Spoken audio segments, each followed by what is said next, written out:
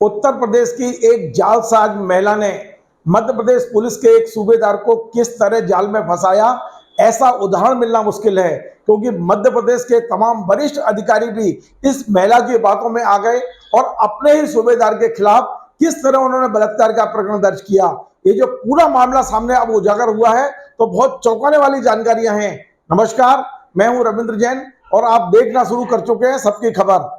मध्य प्रदेश का ये जो मामला है, ये निश्चित तौर पे अपराध जगत की केस स्टडी बनने जा रहा है और ये मामला है सीधी जिले का। सीधी में जो यातायात विभाग में सूबेदार हैं, उनका नाम है भागवत प्रसाद पांडे। और भागवत प्रसाद पांडे इसलिए पॉपुलर हैं, इसलिए लोकप्रिय हैं, क्योंकि वो अपना एक यूट्यूब चैनल चलाते हैं। उनके जो वीडियो हैं, मजाकिया वीडियो, शिक्षाप्रद वीडियो, किस तरह से वो जो वीडियो बना के यूट्यूब पर डालते हैं, आप जानकर हैरान रह जाएंगे कि उनके यूट्यूब चैनल पर 10,20,000 सब्सक्राइबर हैं और लगभग 41 करोड़ लोग उनके ये वीडियो देख चुके हैं। निश्चित तौर पर उनकी लोकप्रियता को बनाने के लिए जो उत्तर प्रदेश भदोही की एक जो महिला है, किस तरह वो मध्य प्रदेश आती है, किस तरह वो इनको फंसाती है। आपको पता है, हमने 2 दिन पहले एक वीडियो चलाया था जिसमें हमने कहा था कि मध्य प्रदेश के सूबेदार के खिलाफ बलात्कार का मामला। इस महिला ने उस सूबेदार से लगातार कहा कि आप मुझसे शादी करो, मुझसे फिजिकल रिलेशन बनाओ, वरना मैं आपको फंसा दूंगी। और यही हुआ कि वो पिछले लंबे समय से लगातार पुलिस अधिकारियों के चक्कर लगाती रही और जब तक रीवा में मेला थाने में एफआईआर नहीं हो गई, तब तक वो अधिकारियों के चक्कर लगाती रही। अब मैं ये विस्तार से ये किस्सा आपको सुनाता हूं। एक महिला है, हम उसका नाम नहीं बताना चाहते हैं, लेकिन इस महिला ने 2020 में भदोही के जो विधायक हैं उन पर बलात्कार का प्रकरण दर्ज कराया था। इसके अलावा विधायक परिवार के 6-7 लोगों पर ऐसा प्रकरण दर्ज कराया था। क्या किस तरह से उस समय ये महिला खुद कैमरे पर आकर विधायक और उनके परिवार पे आरोप लगाती थी। पहले वो वीडियो हमें कहीं से प्राप्त हुआ है, उस वीडियो को सुनिए, फिर मैं आगे की कहानी आपको बताता हूँ। स्पीकर से मैं इसलिए मिलने आई थी क्योंकि यहाँ के विधायक जो है रविंद्र त्रिपाठी, संदीप तिवारी, उनका जो भतीजा है, उन्होंने मेरे साथ शादी का झांसा देकर 6 साल तक मेरा शोषण किया। शारीरिक संबंध बना के उन्होंने मेरे साथ रखा था। जब मैंने शादी का बहुत जोर जबरदस्ती किया तो उन्होंने मुझे फिर यहाँ पर जो है कि परेशान किया, नहीं कि मना किया। इस तरह से करते करते उन्होंने इतना तंग कर दिया कि मुझे आज ये डिसीजन लेना पड़ा है।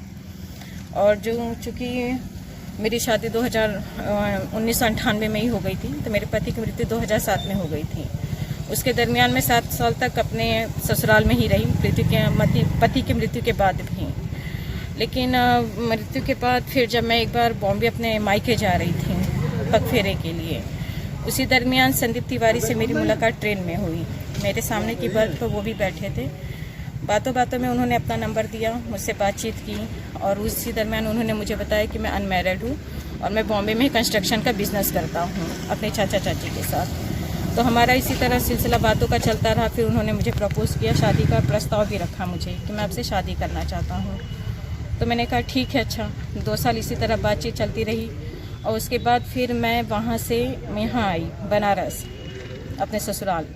यहाँ पर आए तो उन्होंने मुझे कैंट स्टेशन पे बुलाया ज़बरदस्ती कि नहीं आ पाओ, मैं मिलना चाहता हूँ आपसे। मैं वहाँ गई तो वहाँ पे इन्होंने विष्णुप्रिया होटल में पहले से ही होटल बुक करके रखा था कमरा। वहाँ आने के बाद इन्होंने मुझसे ज़बरदस्ती शारीरिक संबंध बनाया, जो कि मैंने मना किया कि मुझे अभी ये सब चीज़ नहीं करना है, जो भी करें आप शादी की बात करें।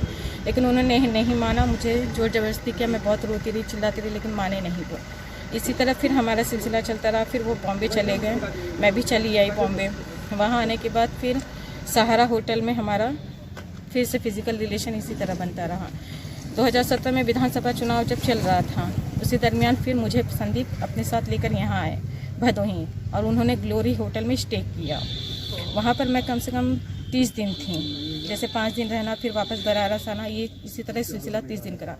उसी दरमियान ये रविंद्र त्रिपाठी, चंद्रभूषण तिवारी, दीपक तिवारी, नितेश तिवारी, प्रकाश तिवारी, ये सभी लोग ग्लोरी होटल में एक दिन छोड़ के सभी लोग आते थे और मेरे साथ इन्होंने जोर जबरदस्ती करके मेरा बलात्कार किया है। इस चीज़ की जानकारी मैंने संदीप तिवारी को दी। मैंने कहा कि देखिए ऐसी बात है, बट उन्होंने कहा कि नहीं, अगर तुम्हें मुझसे शादी करनी है तो ये सब चीज़ें अभी थोड़ा सहना पड़ेगा, नहीं तो फिर मैं शादी तुमसे नहीं कर पाऊँगा। मैंने बहुत समझा लेकिन वो माने नहीं। फिर यहाँ से मुझे लेकर वो बॉम्बे चले गए। जब चुनाव का रिजल्ट आ गया उसके बाद हम दोनों बॉम्बे चले गए। वहाँ जाने के बाद भी फिर यही सिलसिला चलता रहा, फिजिकल रिलेशन हम लोगों का कंटिन्यू रहा। और उसके बाद जब मैंने शादी के प्रेशर डाला तो उन्होंने सीधे मना कर दिया, क्योंकि कल 9 तारीख था। कल भी मैंने फ़ोन करके उनसे कहा कि मैं आपसे शादी करना चाहती हूँ, आप कब करेंगे? 6 साल हो गया हमारे रिलेशन को, बट आप कब करेंगे शादी? उन्होंने कहा कि मैं भी आपसे शादी नहीं करूँगा और ना ही करने का सवाल ही अब उठता है, मैं करूँगा ही नहीं शादी। अगर आप ज़्यादा जोर जबरदस्ती करोगे तो मैं आपको जान से मार दूंगा या मरवा दूंगा। ये जो आप बता रही हैं ग्लोरी होटल का मामला, जिसमें विधायक और उनके परिवार के अन्य लोगों का नाम है, ये कब का मामला है? ये 2017 का बात है। अच्छा, उस समय जब बारी बारी से पूरे परिवार के लोग आए आपके साथ इस तरीके से किए, तो फिर बहुत लंबा समय बीत गया, इतना लंबा समय फिर आप? मैं उसी टाइम एक्शन लेना चाहती थी, लेकिन संदीप तिवारी ने ये मुझसे कह के मना किया कि अगर आप परिवार के खिलाफ जाओगी तो मैं आपसे शादी नहीं कर पाऊंगा। तो आपने सुना किस तरह अपना मुंह ढककर ये महिला कैमरे के सामने आकर आरोप लगा रही है कि वहां के विधायक ने मेरे साथ गलत काम किया, उनके परिजनों ने, उनके भतीजे ने, एक एक करके 6-7 लोगों को उसने उलझाया और उनके खिलाफ एफआईआर भी दर्ज करा दी। ये एफआईआर दर्ज हुई थी उत्तर प्रदेश के भदोही थाने में। और उसके बाद आप जानकर आश्चर्य करेंगे, चर्चाएं बहुत है कि करोड़ों रुपए का लेन देन हुआ। एक बहुत बड़ी गैंग इस महिला के साथ काम कर रही है और वहां से एक बड़ी लेन देन करने के बाद इस महिला ने लिख के दे दिया कि उसे पता ही नहीं है कि एफआईआर किसने कराई। उसने जो एफिडेविट थाने में दिया है, अब हम वो एफिडेविट दिखाते हैं, उसमें साफ लिखा है कि कुछ लोगों ने जबरदस्ती मेरे से साइन करा लिए थे, राजनीतिक विरोधियों ने मुझे मोहरा बनाकर ऐसा करा लिया, जबकि इस परिवार ने मेरे साथ कोई गलत काम नहीं किया। आप स्क्रीन पर देखिए उस महिला का एफिडेविट, किस तरह वहां एक सौदेबाजी हुई और उसके बाद एफिडेविट देकर उन तमाम सारे लोगों को उसने क्लीन चिट दी। देखिए आप ये एफिडेविट। अब आपने एफिडेविट देखा, यही महिला मध्य प्रदेश में अब एंट्री करती है और इसकी एंट्री जब मध्य प्रदेश में होती है तो चारों तरफ नजर दौड़ाने के बाद उसको मिलते हैं मध्य प्रदेश के चुलबुल पांडे। मैं चुलबुल पांडे इसलिए बोल रहा हूं कि ये मध्य प्रदेश के सबसे सक्रिय, सबसे एक्टिव सूबेदार हैं जो इस समय सिधी में यातायात में तैनात हैं। नाम है भगवत प्रसाद पांडे। इनके यूट्यूब चैनल पर जाइए, भागवत प्रसाद पांडे नाम से इनका यूट्यूब चैनल है। इस यूट्यूब चैनल पे इस कदर वो सक्रिय हैं कि 10 लाख से ज्यादा उनके सब्सक्राइबर हैं, 41 करोड़ लोग उनको देख चुके हैं। आप सोचिए कि कितना लोकप्रिय व्यक्तित्व है। और उसके बाद में ये महिला इस पर डोरे डालती है, पहले बीमारी के नाम से दोस्ती करती है। वो एक एक करके उनने 4 फोन उनके ब्लॉक कर दिए। इस महिला के 4 नंबर ये सूबेदार ब्लॉक कर चुके। इसके बाद भी ये महिला लगातार उनको सीधा सीधा ऑफर करती है कि मैं आपसे फिजिकल रिलेशन में आना चाहती हूँ, मैं आपसे शादी करना चाहती हूँ, आप महीने में एक बार मुझसे मिलिए। हम एक ऑडियो जो वायरल हो रहा है, जो चुलबुल पांडे यानी कि हमारे भगवती प्रसाद पांडे और महिला के बीच का, हम इस ऑडियो की कोई पुष्टि नहीं करते हैं, लेकिन जो ऑडियो हम तक पहुंचा है इन दोनों के बीच का, क्योंकि यही ऑडियो उन्होंने सबूत के रूप में लगाया है। आप इस ऑडियो को सुनिए, किस तरह टेलीफोन पे दोनों के बीच बात हो रही है। पांडे जी लगातार कह रहे हैं कि मैं अपनी पत्नी और बच्चों के साथ खुश हूं, मुझे किसी की दोस्ती की जरूरत नहीं है। पर यह महिला लगातार धमकी दे रही है, या तो आप मेरे से साथ रिलेशन में आइए वरना मैं सुसाइड कर लूंगी। सुनिए एक ऑडियो, हम कुछ सुना रहे हैं क्योंकि ऑडियो हमारे पास 2 हैं, बड़े बड़े पार्ट हैं इसके, हम उसके छोटे छोटे आपको एक अंश सुना रहे हैं उस ऑडियो को। फिर से मैं कह रहा हूं कि हम इस ऑडियो की पुष्टि नहीं करते हैं, लेकिन ये जो ऑडियो हमारे तक आया है वो हम आपको सुनवाते हैं। हाँ बताओ। मैं करने वाली नहीं हूँ, बार बार उसी चीज के लिए पूछ के कोई मतलब नहीं है, क्या बोल के भी मतलब नहीं। वो शादी करिए मत मुझसे, वो होने वाला नहीं है मेरा किसी और से। तो नहीं होगा तो कौन सा मेरे से हुआ जा रहा है? क्या? तो कौन से मेरे से हुआ जा रहा है? मेरे से शादी थोड़ी हो सकती है तुम्हारी। होगी। अरे यार ऐसी बातें करके देखो, मेरा मेंटल लेवल मत खराब किया करो तुम। तुमको प्यार से हर चीज से समझा दिया, बता दिया, तुमको समझ में नहीं आता है। होगी। हाँ, तो तुमको नहीं चाहिए दोस्त के रूप में मैं? नहीं चाहिए तुम? नहीं चाहिए तो बता दो। क्या? तुम ये हबसी बातें मेरे से मत किया करो। मैं शादी और विवाह और ये सब चीजें मैंने बता दिया। मैं तुम्हें ये सब करने के लिए मैं बात नहीं कर रहा हूँ तुमसे। तुमको एक दोस्त की तरह रखना हो मुझे तो ठीक है, नहीं रखना हो तो बात बंद करो तुम। मेरी तबीयत खराब है। तुम्हारी तबीयत खराब है तो मैं क्या करूँ? मैं अपनी जिंदगी बर्बाद कर लूँ? कुछ भी बोलती हो। ये बातों से ना मेरा बहुत अंदर तकलीफ होने लगता है। तुमसे ज्यादा तकलीफ में मैं हूँ, मैं ज्यादा परेशान हूँ। तुम परेशान कर रहे हो मुझे। जबरदस्ती की बातें मत करो।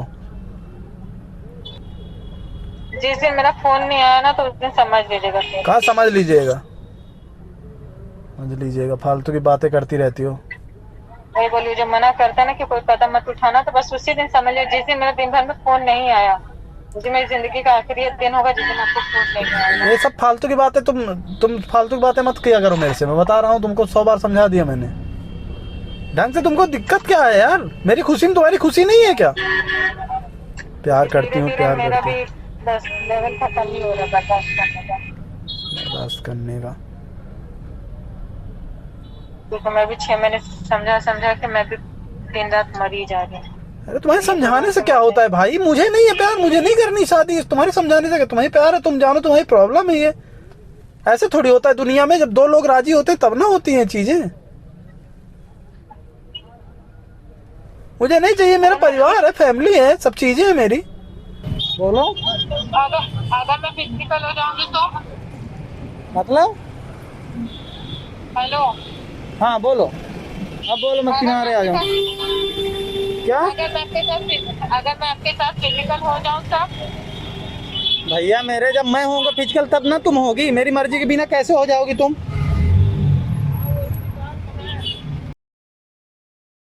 तो आपने इस ऑडियो को सुना। हमारे पास खबर यह भी आ रही है कि इस बात की जानकारी जब भागवत प्रसाद पांडे जी की पत्नी को लगी तो उन्होंने हाईकोर्ट में एक याचिका दायर की कि इस महिला से मुझे और मेरे परिवार को बचाया जाए, और हाईकोर्ट ने बाकायदा सीधी पुलिस अधीक्षक को इस बात के निर्देश दिए हैं कि इनके परिवार की सुरक्षा की जाए। बड़ी बात यह है कि यह महिला लगातार थाने में लिख के देती रही कि भगवत प्रसाद पांडे ने उसके साथ में गलत काम किया है, शादी का झांसा देकर किया है, और उसके बाद वो शादी नहीं कर रहे हैं। जबकि पांडे जी की ऑडियो पहले से ही है जिसमें वो कह रहे हैं कि मैं आपसे किसी प्रकार का संबंध बनाना नहीं चाहता हूं, मैं किसी प्रकार आपके साथ में रिलेशन में नहीं आना चाहता हूं। जब हाईकोर्ट ने भी आदेश दे दिया तो सीधी पुलिस अधीक्षक ने इस महिला के बार बार आवेदन के आने के बाद भी अपने सूबेदार के खिलाफ कोई कार्रवाई नहीं की, क्योंकि सीधी पुलिस अधीक्षक जानते थे कि ये जो इतना भी ये शिकायतें आ रही है झूठी हैं, ये महिला कहीं ना कहीं ब्लैकमेलर है। तमाम सारे दस्तावेज उनके पास पहुंच चुके थे। लेकिन आश्चर्यजनक बात यह है कि ये महिला सीधी की बजाय रीवा आईजी के पास पहुंचती है, वेंकटेश्वर के पास, और वेंकटेश्वर इस महिला की बात सुनते ही बगैर किसी उसके अपने ही सूबेदार के खिलाफ रीवा के महिला थाने में 0 पर बलात्कार का प्रकरण दर्ज करा देते हैं। अभी 4 दिन पहले बगैर किसी जांच के सूबेदार के खिलाफ, जो सूबेदार सीधी में तैनात है, घटना सीधी की बताई जा रही है, लेकिन आईजी रीवा ने ये एफआईआर महिला थाने रीवा में करा दी। आप सोचिए एक पुलिस वाले का कैरियर किस तरह से चौपट हुआ। वो व्यक्ति 4 दिन से फरार है, वो अग्रिम जमानत के लिए कोर्ट और हाईकोर्ट के चक्कर लगा रहा है, लेकिन मध्य प्रदेश पुलिस अपने अधिकारी के साथ खड़े होने के बजाय उस एफआईआर के साथ खड़े हैं। जबकि अब जो कागज आ रहे हैं, अब जो जानकारियां आ रही हैं, अब जो दस्तावेज आ रहे हैं, अब जो प्रमाण आ रहे हैं, वो इस तरह के आ रहे हैं कि जिस महिला ने सूबेदार के खिलाफ आरोप लगाए हैं वो आदतन इस तरह के आरोप लगाने की आदी है। यह भी बताया है कि उसने भदोई के विधायक ने इसके अलावा भी कुछ लोगों को ब्लैकमेल किया है, उसके साथ एक कोई बड़ी गैंग काम कर रही है, ये छोटे बेटे नहीं करोड़ों रुपए में सौदेबाजी कर रही है। इस तरह से महिलाएं यदि ब्लैकमेल करेंगी और वो भी पुलिस विभाग के अधिकारी को ब्लैकमेल करेंगी तो आप अंदाज लगा सकते हैं कि मध्य प्रदेश में किस तरह से कानून का राज स्थापित हो पाएगा, पुलिस के अधिकारी किस तरह से काम कर पाएंगे। ये जो सूचना यदि हमारे पास सत्य है, हम किसी भी वीडियो की, किसी भी ऑडियो की पुष्टि नहीं कर रहे हैं, लेकिन जो सूचनाएं हमारे पास आ रही हैं उन सूचनाओं को हम अपने पाठक तक भेजने की कोशिश कर रहे हैं, अपने दर्शकों को बताने की कोशिश कर रहे हैं। हम चाहते हैं कि जो दस्तावेज आज हमारे पास हैं वो पुलिस के अधिकारी हमसे मांगे, हम देने को तैयार हैं। हमारे पास में उस महिला का पुराना वीडियो है, उस महिला के तमाम सारे ऑडियो हैं, उसके एफिडेविट हैं, उसके ऐसे तमाम आधार कार्ड और ऐसे दस्तावेज हैं जिसमें उसने काफी हेर फेर किया हुआ है, अपनी उम्र को 1985 से 1995 बताया है। ये तमाम सारे कागज हमारे पास हैं, यदि वो जांच करना चाहें तो वो हमसे ले सकते हैं। हमें भी हमारे सूत्रों के जरिए ये सारे दस्तावेज प्राप्त हुए हैं, लेकिन हम इस कार्यक्रम के जरिए, इस प्रोग्राम के जरिए मध्य प्रदेश के पुलिस महानिदेशक और मध्य प्रदेश के गृह मंत्री, मुख्यमंत्री से ये जरूर कहेंगे कि निष्पक्ष जांच हो। आपका एक बहुत ही लोकप्रिय पुलिस अधिकारी इस समय दांव पे लग गया है। यदि इस तरह से कोई भी महिला झूठी शिकायतें कराती रहेंगी, ब्लैकमेल के लिए यदि अधिकारियों को यदि ब्लैकमेल करती रहेंगी तो निश्चित तौर पे हमारे विभाग की छवि खराब होगी, मध्य प्रदेश की छवि खराब होगी। यदि महिला गलत है तो उसे सजा मिलना चाहिए, और यदि पुलिस अधिकारी गलत है तो उसे सजा मिलना चाहिए। हम किसी के पक्ष में नहीं है, हम तो सच्चाई के साथ हैं। जो सूचना आज हमारे पास आई हमने आपके साथ शेयर की है। हमारा ये कार्यक्रम आपको पसंद आए, शेयर करें, लाइक करें, कमेंट करें और आपसे बार बार निवेदन है मेरे इस चैनल को आप सब्सक्राइब अवश्य करें। धन्यवाद।